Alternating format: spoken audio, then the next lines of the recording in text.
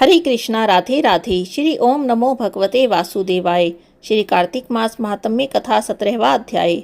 उस समय शंकर जी के गण प्रबल थे और उन्होंने जलंधर के शुंभ निशुंभ और महाअसुर कालनेमी आदि को पराजित कर दिया।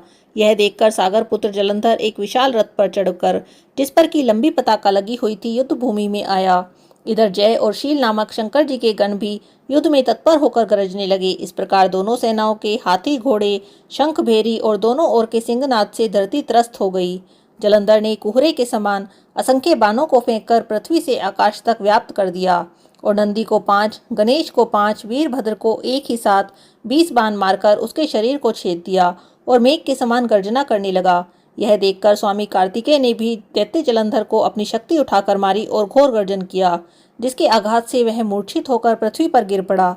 परंतु वह शीघ्र ही उठ गया और क्रोधाविष्ट होकर स्वामी कार्तिकेय पर अपनी गदा से प्रहार करने लगा।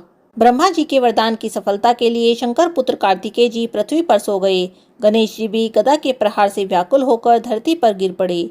नंदी व्याकुल होकर गदा के प्रहार से पृथ्वी पर गिर गए। फिर दैत्य ने हाथ में परिद्र ले शीघ्र ही वीरभद्र को पृथ्वी पर गिरा दिया। वीरभद्र को पृथ्वी पर गिरा देखकर शंकर जी के गण चिल्लाते हुए संग्राम भूमि छोड़कर बड़े वेग से भागे। वे भागे हुए गण शीघ्र ही शिवजी के पास गए और व्याकुलता से युद्ध का सब समाचार कह सुनाया। लीलाधारी भगवान ने उन्हें अभय दे सबका संतोष वर्धन किया। श्री कार्तिक मास महात्म्य कथा 17वां अध्याय समाप्त। हरे कृष्णा राधे राधे।